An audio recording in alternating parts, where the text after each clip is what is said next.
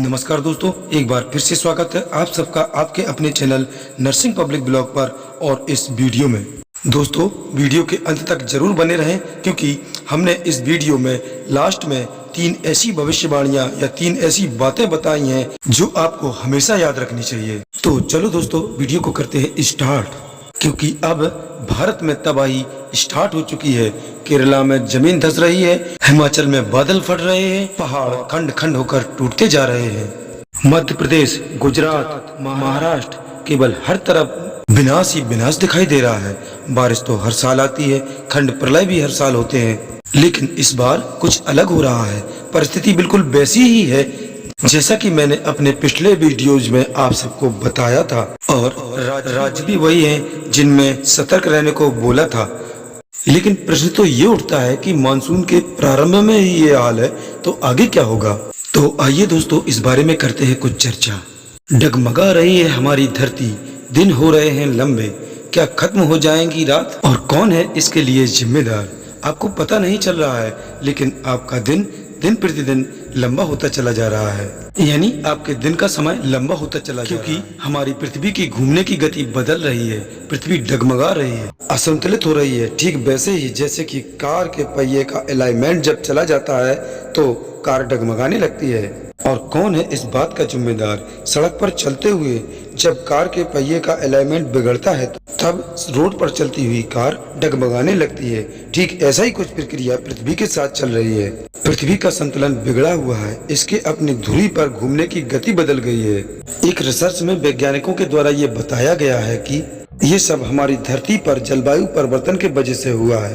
पहले तो धरती पर होने वाले इन बदलावों को सुधारने का चांस भी था, लेकिन अब बात हाथ से निकल चुकी है, क्योंकि जलवायु परिवर्तन के वजह से अब बुरे दिन आने वाले हैं। वैसे भी धरती के अपनी दूरी पर घूमने की गति में बदलाव के वजह से इंसानों ने एक नेगेटिव लीड सेकंड जोड़ा है, क्योंकि क्लाइमेट चेंज का असर पृथ्वी के केंद्र तक पहुँच चुका है। हमारी पृथ्वी पर एक दिन में करीब 86,400 सेकंड होते हैं, लेकिन सटीक गणना नहीं की जाती, क्योंकि पृथ्वी का हर एक रोटेशन कुछ मिली सेकेंड के लिए बदल जाता है। और इसी की वजह से टेक्टोनिक प्लेट में मूवमेंट और पृथ्वी के कोर यानी केंद्र में बदलाव और चंद्रमा के साथ गुरुत्वाकर्षण का खिंचाव, साथ में जलवायु परिवर्तन, इंसानों द्वारा किया जाने वाला क्लाइमेट चेंज लगातार धरती के दिन के समय को बदल रहा है, यानी दिन को बढ़ा रहा है। अगले कुछ सालों में इसका असर साफ साफ दिखाई देगा, जब दिन कुछ और ज्यादा सेकंड तक लंबा होगा। पिछले कुछ दिनों से धरती के ध्रुवीय इलाकों में बर्फ का पिघलना स्टार्ट हो गया है, खास तौर से अंटार्कटिका और ग्रीनलैंड में।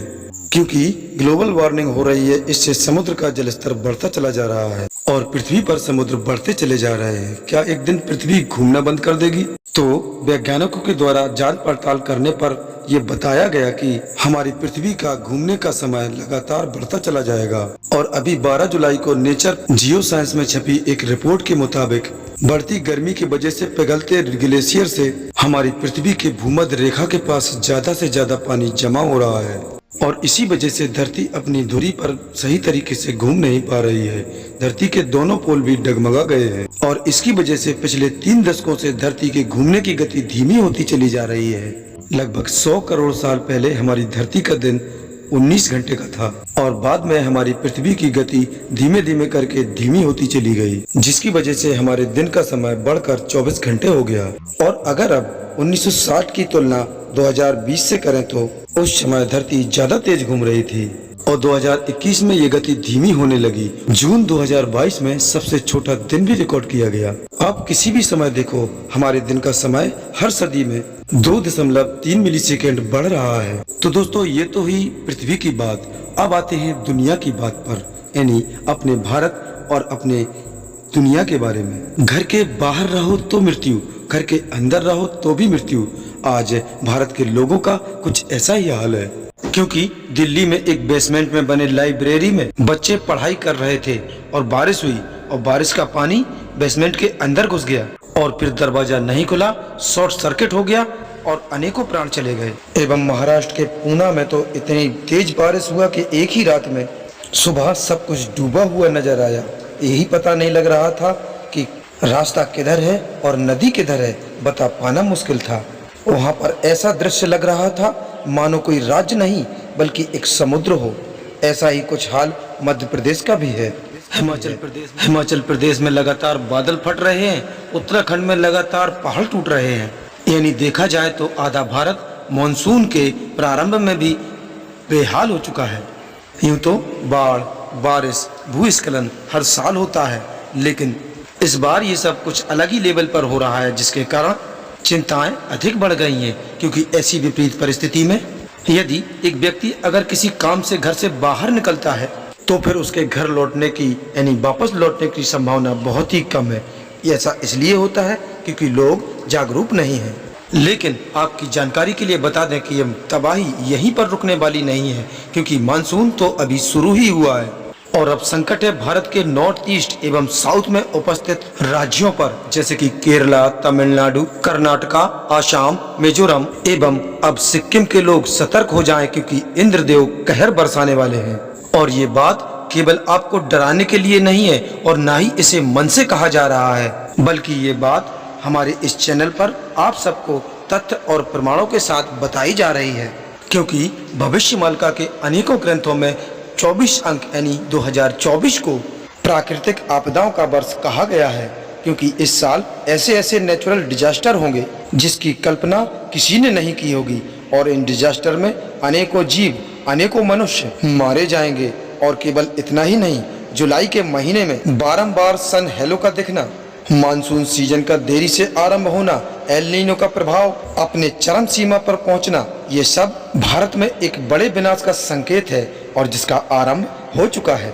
और यदि इतना भी कम है तो गौर से सुनिए, 8 जुलाई 2024 से मायावी तथा पापी ग्रह राहु अंतिम राशि मीन में उत्तरा भद्र पक्ष के नक्षत्र में गोचर हो चुके हैं। और जिस नक्षत्र के स्वामी हैं न्याय के देवता शनि, क्योंकि हमारे ऋषि मुनि गण कह के गए हैं कि जब राहु उत्तरा भाद्रपद के नक्षत्र में गोचर होते हैं, भयंकर जल प्रलय निश्चित रूप से होता है। अत्यधिक बारिश के होने के कारण भूस्खलन एवं बाढ़ से बचना तो कठिन है, लेकिन यदि हम सतर्क रहें तो संकट के प्रभाव कुछ कम कर सकते हैं। लेकिन हमारे भारत में ही अनेकों लोग कुछ ऐसी जगह पर रहते हैं जहां पर अर्बन फ्लडिंग एक बड़ी समस्या है।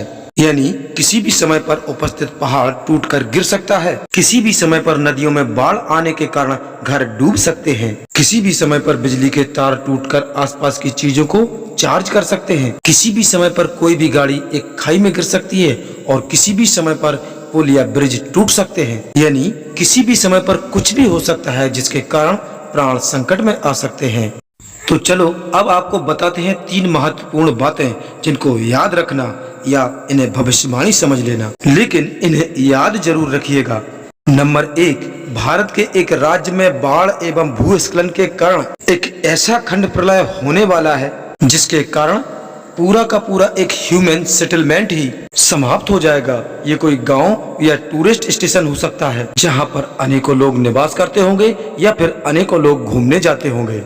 और अब नंबर 2, भारत के एक राज्य में डैम्स कोलैप्स होने वाला है, जैसा कि 2022 और 2023 में हुआ था, जिसके कारण अनेकों जगहों पर बाढ़ के कारण बहुत बड़ी तबाही मच सकती है। और अब 3 और अंतिम भविष्यवाणी, भारत के तट से एक अत्यंत शक्तिशाली समुद्री तूफान टकरा सकता है, जिसके विषय में हमने 2024 की शुरुआत में ही अपने एक वीडियो में बता दिया था।